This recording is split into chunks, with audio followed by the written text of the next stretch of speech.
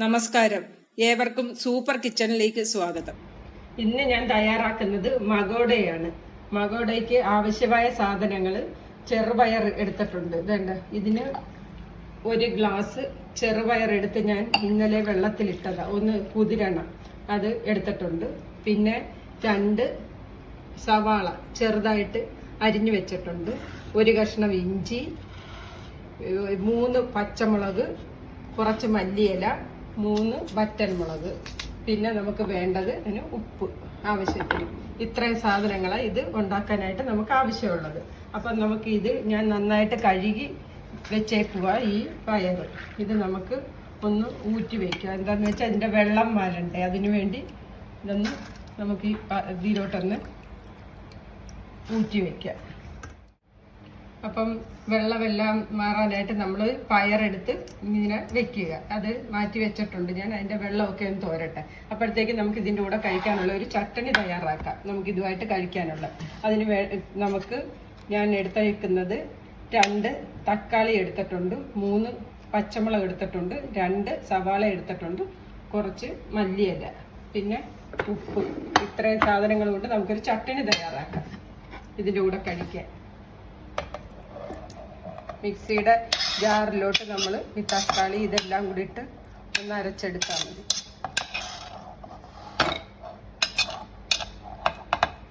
തക്കാളി ഇട്ട് പച്ചമുളക് ഇട്ട് ഇനി നമുക്ക് ഈ സവാള ഇടാം.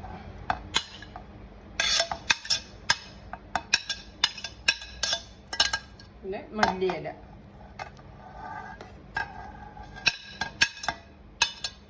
നമുക്കതിൻ്റെ കൂടെ കഴിക്കാനായിട്ടൊരു ചട്ടണി തയ്യാറാക്കാം.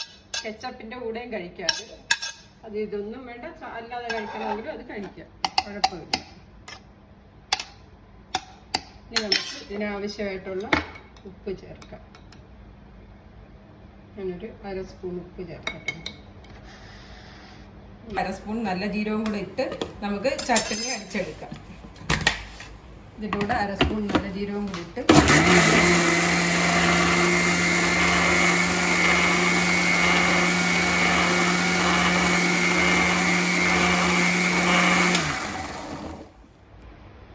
മങ്കടക്കുള്ള ചട്ടണി നമ്മുടെ തയ്യാറായിട്ടുണ്ട്. ഇത് നമുക്കൊരു ബൗളിലേക്ക് മാറ്റാം.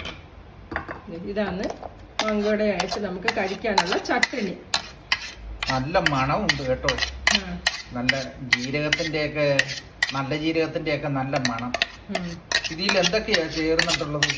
നമ്മള് പിന്നെ തക്കാളി, പച്ചമുളക്, സവാള, ഉള്ളി, മല്ലിച്ചെപ്പ്, നല്ല ജീരകം, ഉപ്പ്. ഇത്രയും സാധനമാണ് ഈ ചട്ടണിയിൽ ചേരുക. ചട്ടണി ഇനി നമുക്ക് മറ്റേത് ശരിയാക്കാൻ വേണ്ടി നമുക്ക് ചതച്ചെടുക്കാം.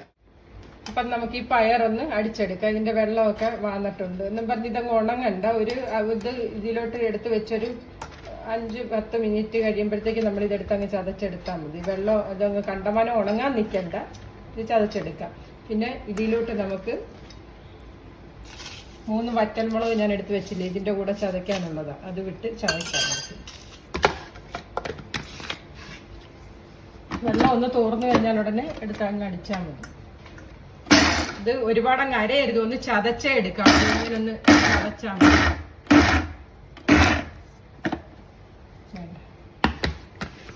ഇത് അരഞ്ഞു പോകരുത്, കണ്ട ഞാൻ ചതച്ചേ എടുത്തിട്ടുള്ളൂ. കണ്ട ഇങ്ങനെ ഒന്ന് ചതഞ്ഞിട്ടേ ഉള്ളൂ, ഇത് അരഞ്ഞിട്ടില്ല.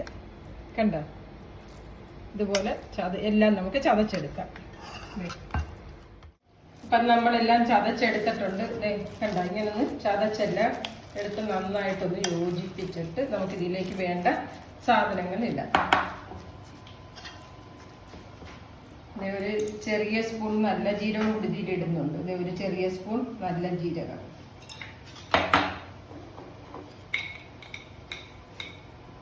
അര സ്പൂൺ ഉപ്പ്, പിന്നെ നമ്മൾ അരിഞ്ഞ് വെച്ച ഉള്ളി ചെറുതായിട്ട് വേണം അരിഞ്ഞ് വെക്കാൻ, സവാള, മല്ലിയില, പച്ചമുളക് എല്ലാം ചെറുതായിട്ട് അരിഞ്ഞ് വെച്ചേക്കും, ഇഞ്ചി, ഇതെല്ലാം കൂടെ നമുക്കൊന്ന് യോജിപ്പിക്കാം.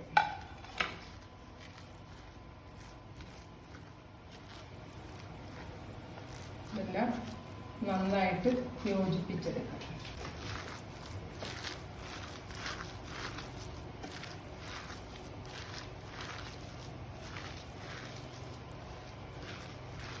നമ്മൾ പാൻ്റെ അകത്ത് എണ്ണ വെച്ചിട്ടുണ്ട്.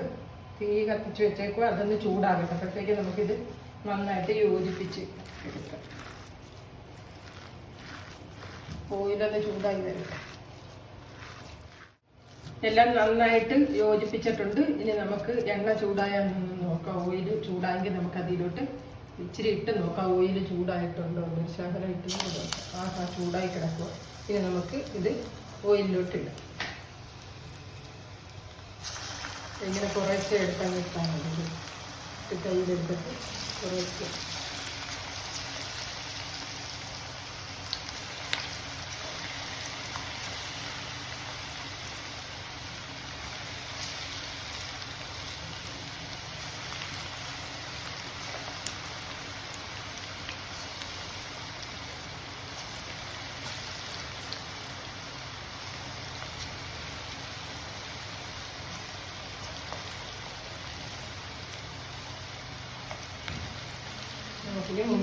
നന്നായിട്ട് മൂപ്പിച്ചെടുത്തായി. മീഡിയം ഫ്ലെയിമിൽ വെച്ചാൽ മതി. കരിയെടുത്ത്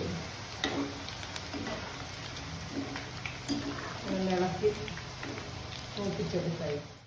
അപ്പൊ ഇത് മൂത്ത് നല്ല ക്രിസ്പി ആയിട്ട് വന്നിട്ടുണ്ട്. നമുക്കിതിന് കോരാം. ഇത് കണ്ടോ, നന്നായിട്ട് മൂത്തിട്ടുണ്ട്.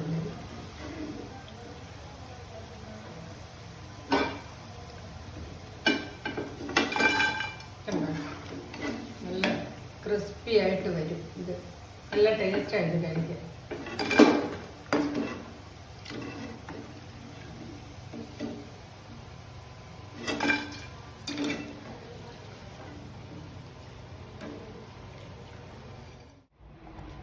നമ്മുടെ മങ്കോടെ എല്ലാം ശരിയായിട്ടുണ്ട്.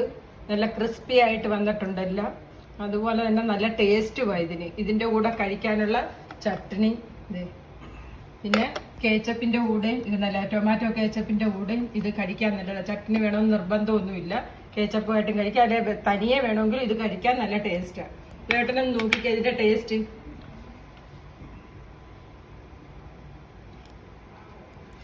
നോക്കട്ടെ. ആദ്യം ചട്നിയായിട്ട് നോക്കാം.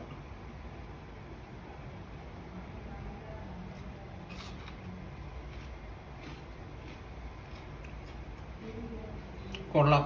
നല്ല ടേസ്റ്റ് ഉണ്ട്. കറുമുറാന്നിരിക്കുന്നു. നന്നായിട്ടുണ്ട്. നല്ല ക്രിസ്പി. ഇനി ടൊമാറ്റോ കെച്ചപ്പിന് നോക്കട്ടെ. ടൊമാറ്റോ കെച്ചപ്പ് എങ്ങനെയുണ്ടെന്ന് നോക്കാം നമുക്ക്. ടേസ്റ്റ് മുക്കി കഴിക്കുക.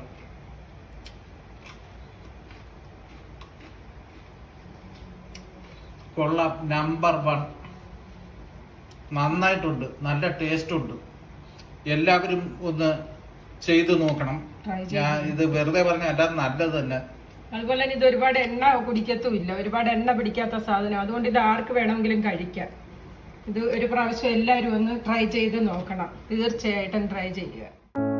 ഈ വീഡിയോ നിങ്ങൾക്ക് ഇഷ്ടമായെങ്കിൽ ലൈക്ക് ചെയ്യാനും ഷെയർ ചെയ്യാനും മറക്കരുത്. കൂടുതൽ പാചക വിഭവങ്ങൾ തയ്യാറാക്കുന്നത് കാണുവാൻ നിങ്ങൾ ഈ ചാനൽ സബ്സ്ക്രൈബ് ചെയ്യുക. അതോടൊപ്പം തൊട്ടടുത്തുള്ള ബെൽ ബട്ടൺ അമർത്താൻ മറക്കരുത്.